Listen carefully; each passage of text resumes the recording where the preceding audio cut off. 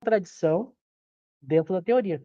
Mas quando ele afirma algo usando os critérios, quando ele coloca algo como hipótese, é hipótese.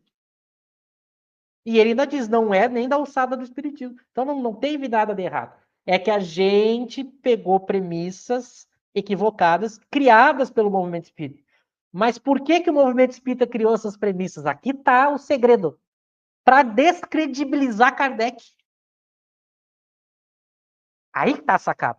Porque eu tiro a autoridade de Kardec, coloco ele como um simples codificador. Ora, se ele é um simples codificador e a doutrina é dos espíritos, eu passo a valorizar mais quem? Os espíritos. Só que como os espíritos é um termo genérico, eu escolho o espírito da minha predileção. É o que o movimento espírita fez. Ah, eu gosto do Emmanuel, ele não é espírito, a doutrina não é dos espíritos, então o Emmanuel está certo, Kardec está errado. É uma tática para tirar os critérios que Kardec estabeleceu e introjetar qualquer bobagem na doutrina espírita. Mas não é assim que se faz teoria espírita. A gente aqui está mostrando. E ele explica tudo isso. Não é uma coisa que não explicou, então foi uma falha de Kardec, por isso que está sendo feito confusão. Ele explicou. E a gente vai mostrar esses textos dele explicando isso.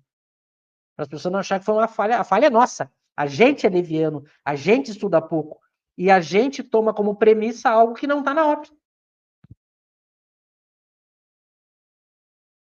Segue aí. Eu só ia colocar rapidamente, né?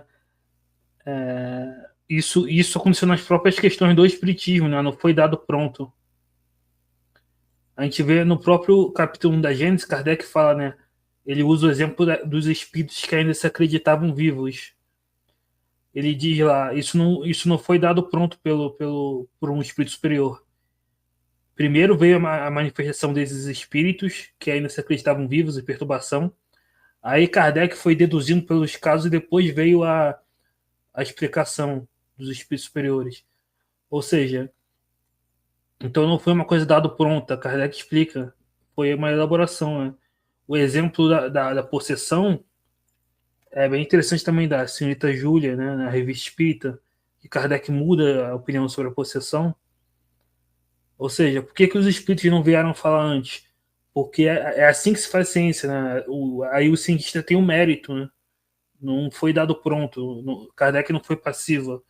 E nem nós somos passivos numa reunião mediúnica. Né? Exatamente.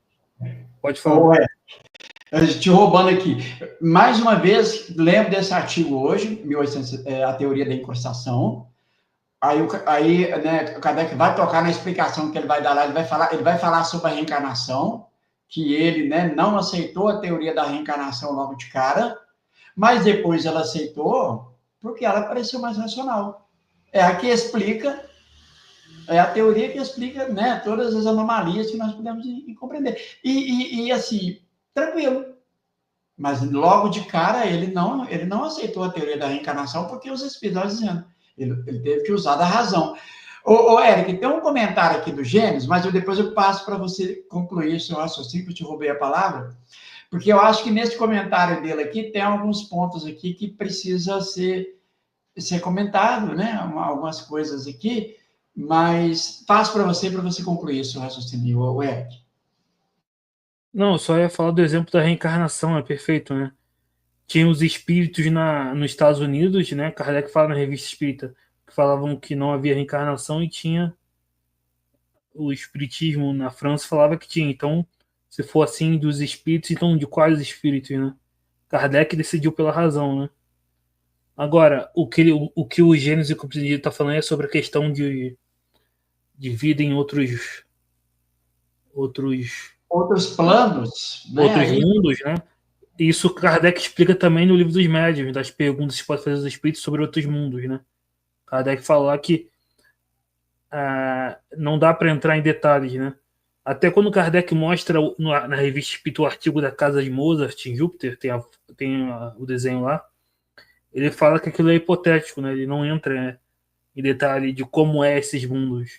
Ele fala existe, mas ele não especifica detalhes físicos, a gente não pode ter, só a gente vai ter descrição moral, né? Porque é isso que é útil. Viu, Eric? O Lauro coloca de novo esse comentário dos gênios incompreendidos. O que ele está dizendo não é verdade. Isso é uma questão que tem que ser colocada. Não sei se ele sabe disso ou se ele não sabe, mas o que ele está dizendo não é fato. Kardec nunca disse isso que ele está afirmando aqui. E aí depois tem uma outra pergunta que ele cita o Chico. Bom, aí o Chico tem que perguntar para o Chico, né? Aí o Chico, se é que o Chico falou, tem que perguntar para. Que aí não. Se ele está confundindo um estudo da obra de Kardec com o estudo do Chico, ele é novo no nosso grupo, né? O Chico não representa a obra de Kardec, né? O Chico tem várias coisas que são contrárias à obra de Kardec. O Chico não fez espiritismo. Né? Tem algumas coisas do espiritismo, alguns pontos, mas nem tudo, né? Então não dá para a gente responder pelo Chico, já que o nosso estudo é sobre a obra de Kardec, né? E sobre a obra de Kardec, ele não falou isso que ele afirmou ali, né? Tem uma pergunta do Alex perguntando se há alguma dúvida sobre as questões morais, né? Que a gente mostrou a questão da evolução da ciência, né? E também tem uma pergunta da Ana Cristina, se não poderia ter outro ponto que poderia mudar depois que Kardec morreu e tudo mais. Vejam, isso vai ser tratado naquele meu projeto, Nosso Lar, Segundo o Espiritismo. Já nos próximos vídeos eu vou começar a tratar disso. Eu comecei da universalidade, né? E eu vou chegar nesses pontos aí. Mas só para adiantar, vejam, toda ciência, ela pode ser questionada e revista, viu? Isso é próprio da ciência. Tanto para a pergunta do Alex quanto a pergunta da Ana Cristina. Toda ciência ela pode ser revista, ela pode ser. Agora, como é que funciona? Se eu acho que tem algo na teoria que está equivocado ou incompleto, eu tenho que apresentar o meu estudo, a minha pesquisa. Isso funciona nas ciências, né? Eu apresento o meu estudo, a minha pesquisa e mostro onde é que aquilo está incompleto ou equivocado. E isso vai ser julgado por outros cientistas especialistas e daqui a pouco pode ser que se incorpore ou como um pedaço a mais ou como uma correção. Isso também pode no espiritismo. Só que para isso acontecer no espiritismo tem que seguir os ritos, os critérios que Kardec deixou. Então, não é que não pode. Quando essas pessoas perguntam da possibilidade há. Agora, para isso acontecer, eu tenho que seguir os critérios que Kardec deixou. Senão, não vale. Percebe? Se eu tentar fazer algum acréscimo ou modificação sem respeitar os critérios ou mostrar os problemas, não vale. Não, eu não consigo acrescentar nada. O que acontece? Eu desconheço quem tenha feito isso, quem tenha conseguido. Tudo o que veio pós-Kardec, que tentou ser melhor ou complementar Kardec, não chegou na unha do pé da metodologia de Kardec. E eu vou citar só um exemplo aqui, que quem propõe isso desconhece. Quem propõe isso desconhece. É engraçado que as próprias pessoas que propõem atualizações em Kardec desconhecem os critérios. O espiritismo, a iniciativa é dos espíritos. Ele não é como as outras ciências que qualquer pessoa pode fazer uma tese e incorporar na doutrina. Tem que partir dos espíritos. Esse é o primeiro ponto. E além de partir dos espíritos, ele tem que obedecer vários critérios. O primeiro deles é o da razão. Ele não pode ser contraditório com aquilo que já está provado.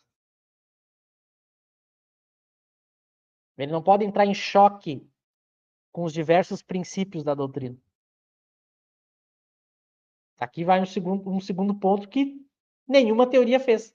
Terceiro ponto, além disso, ele tem que surgir em diversos pontos do globo entre médiuns diferentes que não se conhecem.